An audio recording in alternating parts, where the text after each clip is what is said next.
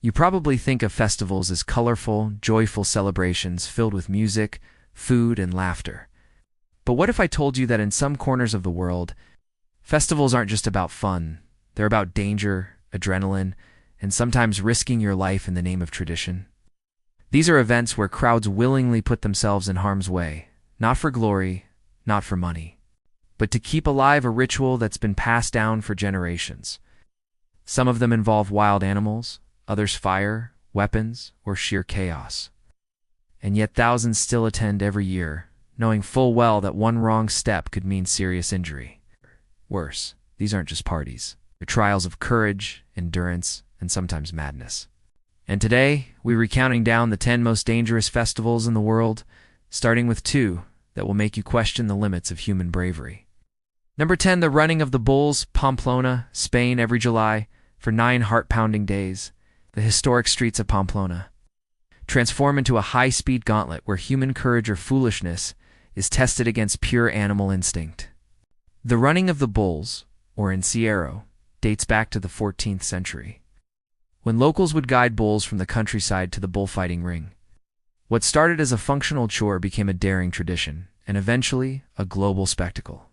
Imagine hundreds of participants: locals, tourists, seasoned runners, and first-timers dressed in white with red scarves, their faces tense with a mix of fear and excitement. The narrow cobblestone streets are slick from morning dew. The air is thick with the smell of sweat, adrenaline, and anticipation. Then a cannon fires. The gates swing open, and 6 massive bulls, each weighing over 1,000 pounds, explode into the street. The sound of their hooves is deafening, like a drum roll of danger. The ground trembles beneath you. You can hear their snorting, feel their breath on your back.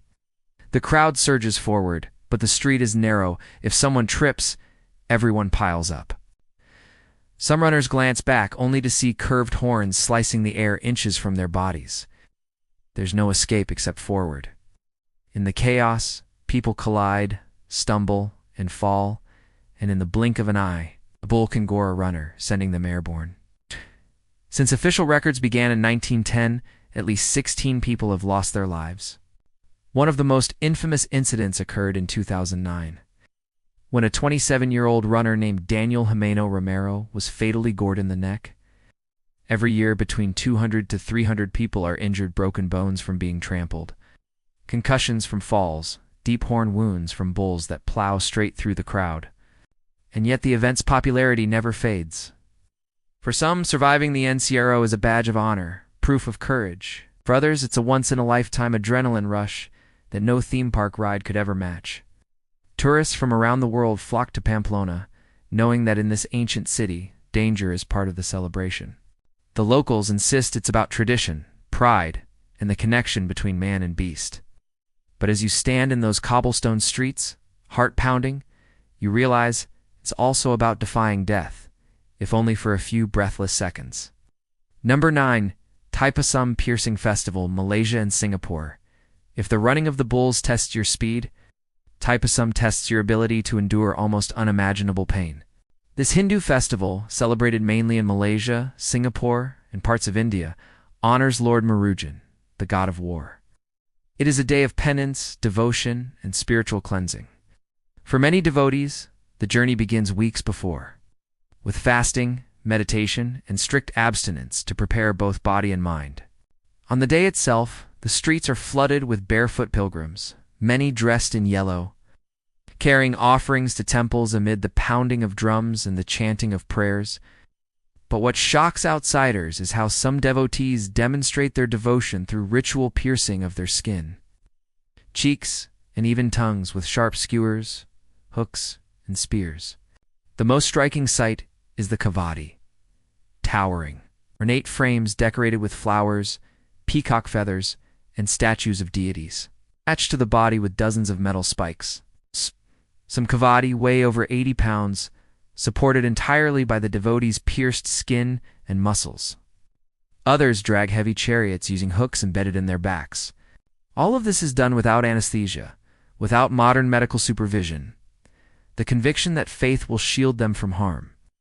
Witnessing it is a surreal experience. See men with skewers piercing both cheeks, their mouths locked in silence, walking for hours under the blazing sun.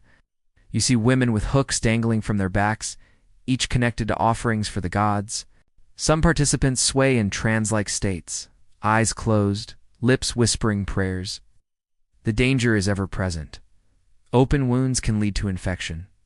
Heat exhaustion can cause collapse, and blood loss can weaken the body dangerously fast. There have been cases where devotees faint mid-procession, their kavadi crashing to the ground. Yet, remarkably, many report feeling no pain, at all only a deep sense of peace and purpose. For the faithful, Thaipusam is not about spectacle. It is about transformation. Enduring the pain is believed to cleanse the soul, erase past sins, and bring blessings to the devotee and their family. For outsiders, it's a staggering display of endurance and willpower. A vivid reminder of how far human beings will go when guided by belief. It is dangerous, yes, but to those who take part, the danger is sacred. Both festivals could not be more different in appearance, one a chaotic dash against raging bulls, the other a slow, deliberate march of self-inflicted trial. But beneath the surface, they share a common thread: the willingness to embrace danger, not as a side effect, but as the very heart of the celebration. Number 8. Cooper's Hill, cheese rolling Gloucestershire. England at first glance, chasing cheese down a hill, doesn't sound dangerous. It sounds ridiculous, even comical. But anyone who has witnessed the annual Cooper's Hill Cheese Rolling Festival in Gloucestershire knows it's one of the most bone-breaking, high-risk events on Earth. The origins go back hundreds of years, possibly as far as the early 1800s, when locals would gather every spring to mark the end of winter with a strange test of speed and agility. The rules are deceptively simple.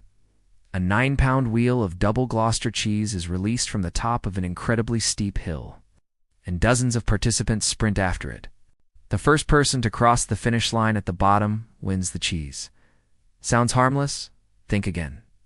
Cooper's Hill isn't just steep hit a near vertical grassy slope with an uneven surface. Hidden dips, sudden mounds, and patches of mud that become slick as ice. Once the cheese is released, it accelerates almost instantly, reaching speeds of up to 70 miles per hour faster than any human can run. The moment competitors start their chase, chaos unfolds. Some runners trip within seconds, tumbling head over heels, their bodies cartwheeling uncontrollably down the hill. Others smash into each other, losing balance and crashing to the ground. The finish line is guarded by rows of hay bales, but those bales are there to absorb impact, to stop the pain. Concussions, broken legs, sprained ankles, dislocated shoulders, and even spinal injuries are common. Paramedics stand ready along the hill, knowing they will carry away multiple participants before the day is over. Despite its dangers, the festival attracts thrill-seekers from across the globe. Americans, Australians, Japanese athletes, even professional stunt performers have tried their luck. The event grew so infamous that in 2010, local authorities officially banned it due to safety concerns. But in true rebel spirit, the locals kept it alive, organizing unofficial races every year. The cheese still rolls, and people still throw themselves down the hill after it.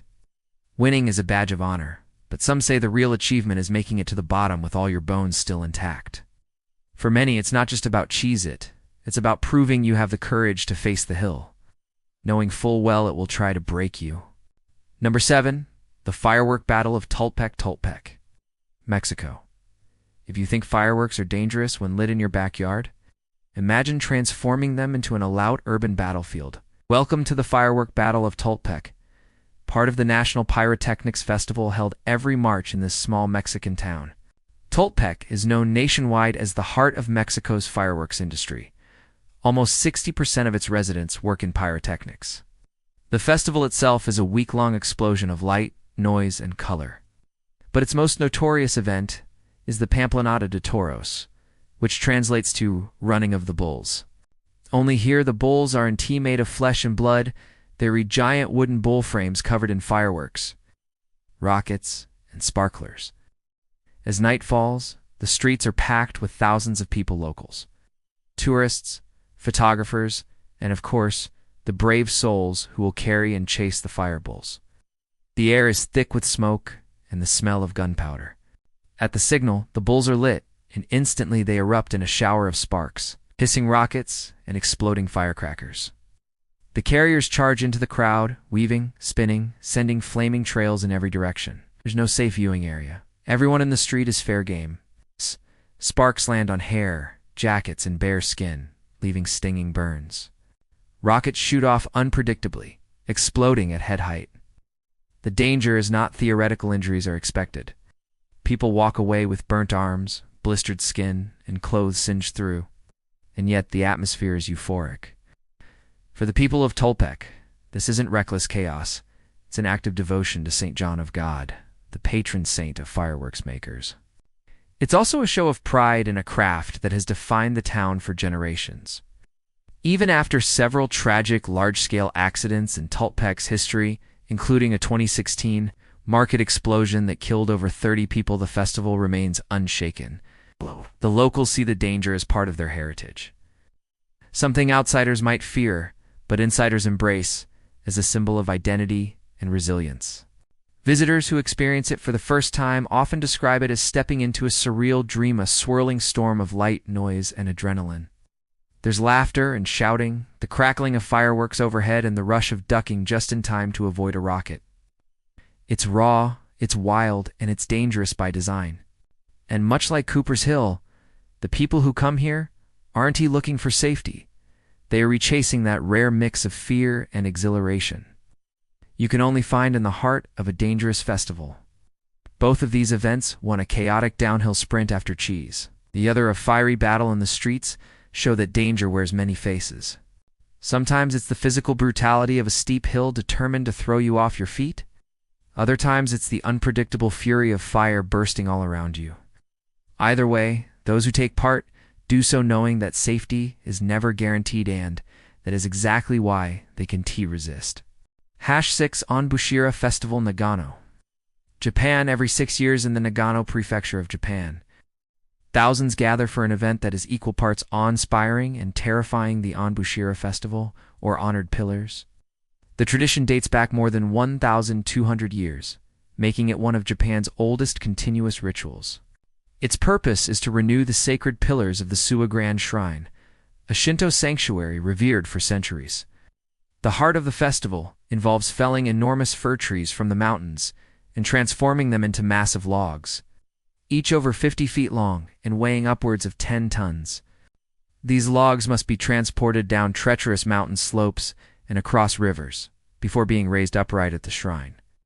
But this is no slow, careful process. This is a daredevil descent, where groups of men ride the logs down near vertical hillsides, gripping the wood with bare hands. As gravity pulls them into a controlled door, sometimes uncontrollable freefall, from the moment the log begins to slide, the danger is palpable. The slope is steep, the terrain uneven, and once the massive log picks up speed, there is no stopping it. Riders can be violently thrown off, slammed into rocks or trees, or even crushed beneath the rolling timber. Tragically, fatalities have occurred in recent decades, with some participants losing their lives in front of cheering crowds. Yet, in the eyes of the community, volunteering for Onbushira is the ultimate act of courage and devotion. The energy among the riders is a mix of fear, pride, and exhilaration. They shout chants in unison, their voices echoing across the hills as the crowd roars encouragement.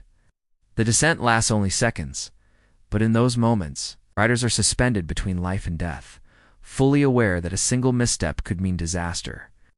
When the log reaches the base, it is paraded through the streets, and eventually raised upright at the shrine, a monumental effort requiring dozens of men pulling ropes and pushing with all their strength. The final act of raising the pillar is met with thunderous applause, as the community celebrates not just the renewal of their shrine, but the bravery of those who risked their lives to uphold the tradition. For the people of Nagano, Onbushira isn't just a spectacle. It's a sacred duty that connects them to their ancestors and the gods, proving that danger, when tied to deep cultural roots, becomes a form of honor. #5. El Calcio, Castrillo de Murcia, Spain. In most cultures, no one would ever dream of letting a man in a devil costume leap over their newborn baby.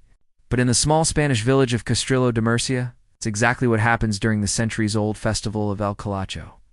First celebrated in 1620, This annual event is part of the village's Corpus Christi festivities and blends Catholic and pagan traditions into one bizarre and thrilling ritual. The main figure, El Calcio, represents the devil. Dressed in a bright yellow and red jumpsuit with a grotesque mask, he sprints through the narrow streets, cracking whips and hurling insults at bystanders. The air is alive with the sound of drums, the pop of fireworks, and the shouts of villagers. The most infamous part of El Calcio comes when mattresses are laid out in the street, and infants born within the past year are placed carefully upon them. The crowd holds its breath as the devil approaches, running full tilt before leaping clean over the rows of babies. The leap is believed to cleanse the children of original sin, protect them from illness, and ward off evil spirits. From a safety perspective, the risk is obvious: one stumble, one mistimed jump, and tragedy could strike. Remarkably, no serious injuries to babies have been reported. But the potential danger is what makes this tradition so nerve-wracking for onlookers. The event doesn't end with the jump. Afterward, the babies are sprinkled with rose petals and blessed by priests, sealing the ritual's protective charm. Meanwhile, the devils continue to chase villagers through the streets, swinging whips and keeping the crowd's adrenaline pumping. Outsiders often react with disbelief that such a practice still exists in modern times. But for locals, El Calcio is an irreplaceable piece of their identity, a living connection to their history. It's not just about the leap, it's about the symbolic triumph of good over evil. It's played out in a way that keeps the entire community involved. Watching El Calcio in person is an intense sensory experience. You feel the heat from the fireworks, hear the pounding of the drums, and see the blur of red and yellow as the devil sails over the tiny, swaddled figures on the ground. Parents stand nearby, some smiling proudly, others gripping their hands in silent prayer. It is a moment that combines fear, faith, and tradition into a single heartbeat. Anbashira and El Calcio could not be more different in style. One a raw test of human strength against the unforgiving forces of nature, the other a surreal display of superstition and athleticism, but they share a common truth. Both involve rituals where danger is woven into the very fabric of the event. And for those who participate, facing that danger is not just an act of bravery, it's a sacred responsibility that binds them to their community and to the generations that came before. Number 4. Boryong Mud Festival. Boryong, South Korea.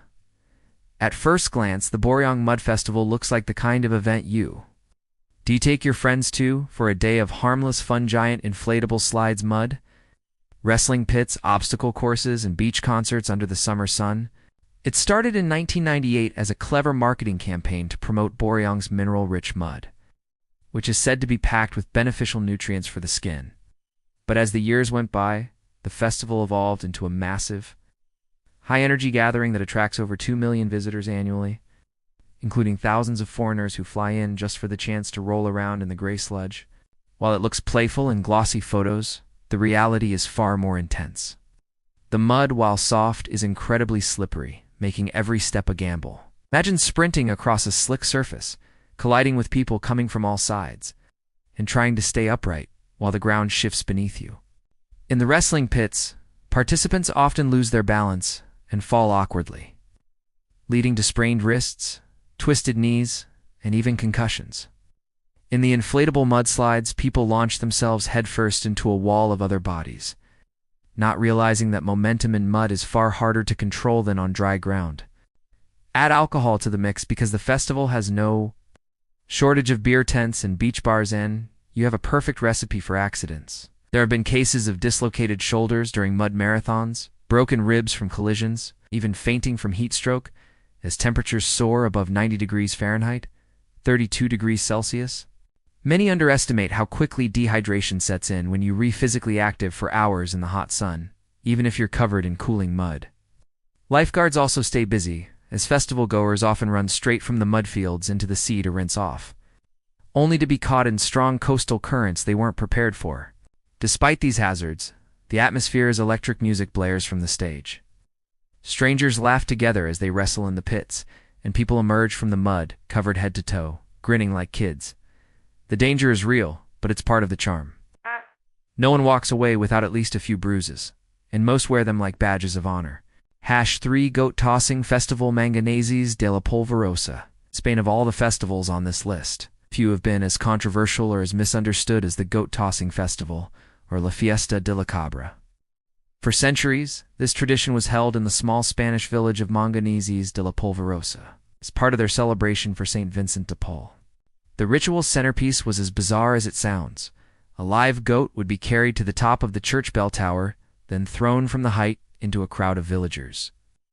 Waiting below with a tightly stretched canvas sheet, the villagers would catch the goat, lower it safely to the ground, and parade it through the streets as a symbol of blessing and abundance.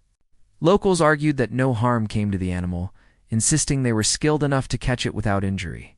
However, the risks were undeniable. A startled goat could thrash mid-air, causing the sheet to buckle or slip. If the crowd failed to coordinate perfectly, the animal, or worse, the catchers themselves, could be seriously hurt. The force of a 70-pound goat dropping from a height of over 50 feet is enough to bruise or strain the arms of the people below.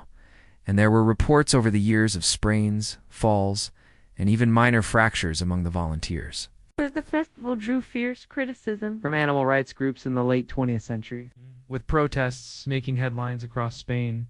By the early 2000s, under growing public pressure, the villagers agreed to replace the live goat with a stuffed toy replica, ending the most dangerous part of the tradition. Still, older generations recall the adrenaline of standing shoulder to shoulder under the bell tower, eyes locked on the falling figure above, hands gripping the canvas tight as the crowd roared. For them, it was never about cruelty. It was about unity, skill, keeping alive a strange but cherished piece of local identity. Being in the square during the festival was a sensory overload. Church bells ringing overhead, the scent of roasted meats and fresh bread wafting from nearby stalls. Children laughing and darting between the legs of adults, and the growing hum of anticipation as the devil's moment approached. Whether or not you agreed with the ritual, there was no denying the energy it brought to the village, energy fueled by both pride and the knowledge that, in this tradition, danger was never far away. The Boryong Mud Festival and the Goat Tossing Festival might appear worlds. Part one a boisterous seaside party, the other a rural ritual steeped in folklore. But both carry the same core truth. People are drawn to events where the thrill of the experience outweighs the risk. Whether it's charging headlong into a slippery battlefield of mud or standing ready to catch a living creature dropped from a church tower, these festivals show how humans will always find ways to mix celebration with just enough danger to make the heart race. Number 2. The Hindu Firewalking Festival, Themathi, South India and Southeast Asia. In many parts of South India, Sri Lanka, Malaysia, and Singapore, an ancient tradition known as Themathi takes place every year, a test of devotion that pushes the human body to the edge. Participants walk barefoot across a bed of burning embers, sometimes stretching over 20 feet in length. The ritual is held to honor the goddess Draupadi from the Mahabharata, who is said to have walked on fire to prove her purity. It is both a physical trial and a spiritual vow. The preparation is just as intense as the act itself. Devotees fast, pray, and abstain from worldly pleasures for days or even weeks before the event, purifying their bodies and minds for the trial ahead. On the day of Themathi, the atmosphere is electric drums, pounding, incense burning, the crowd chanting in unison. Then the firebed is prepared, the coals glowing red-hot. One by one, participants step onto the embers, moving with steady, deliberate steps, eyes fixed ahead. The danger is immediate and severe. Even with calloused feet and mental focus, a single hesitation can lead to deep burns, blisters, and permanent scarring. If a participant stumbles or loses balance, they can fall onto the embers, risking burns to the hands, knees, or worse. Heat exhaustion is also a threat, especially under the sweltering sun, and dehydration can push the body to collapse. Despite these risks, hundreds take part each year. To them, it's not about testing physical endurance, it's about fulfilling a vow, proving faith, and gaining the goddess's blessings. For outsiders, it's almost impossible to imagine willingly stepping into fire. For those inside the tradition, it's an act of courage, purity, and honor that connects them to centuries of ancestors who did the same. Number 1. The Yanshui Beehive Fireworks Festival Yanshui, Taiwan. If you think regular fireworks are intense, the Yanshui Beehive Fireworks Festival will rewrite your definition of dangerous. Every Lunar New Year, in the small town of Yanshui in southern Taiwan, an event takes place that looks more like a battlefield than a celebration. The origin of the festival dates back to the late 19th century, when a cholera epidemic ravaged the area. The townspeople prayed to the god Guandi and set off thousands of firecrackers to drive away evil spirit sand. According to legend, the epidemic ended. Since then, the ritual has been repeated annually, growing into one of the world's most extreme pyrotechnic displays. The main feature is the Beehive, a massive tower packed with tens of thousands of bottle rockets and firecrackers, all aimed horizontally at the crowd. Yes, you read that right, the crowd. When the Beehive is lit, it unleashes a furious storm of fireworks in every direction. Sparks and projectiles fly at blistering speeds, bouncing off helmets, shields, and protective gear worn by participants. Even with full motorcycle armor, gloves, and thick jackets, people often leave with burns, singed hair, and scorch marks across their clothes. Some suffer second-degree burns or temporary hearing loss from the deafening blasts. The chaos is part of the draw. The streets are filled with the sound of exploding firecrackers, the air so thick with smoke you can barely see a few feet ahead. The heat is intense, the smell of gunpowder overwhelming, and the adrenaline rush unlike anything else. For locals, it's a way of honoring tradition, warding off evil, and starting the year with courage. For thrill seekers, it is a once-in-a-lifetime chance to stand in the middle of a literal firestorm and survive to tell the tale. The Yanshui Beehive Fireworks Festival is not for the faint of heart. It's a place where danger is unavoidable, and the only way to experience it is to embrace it head-on.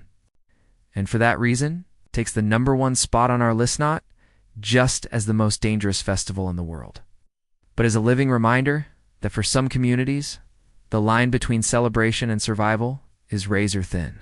From dodging rampaging bulls in Spain, to enduring extreme piercing in Malaysia, to riding tenton logs in Japan, to standing in the line of fire in Taiwan. These festivals show that human beings have an incredible capacity to embrace risk, when it's tied to tradition, identity, and belief.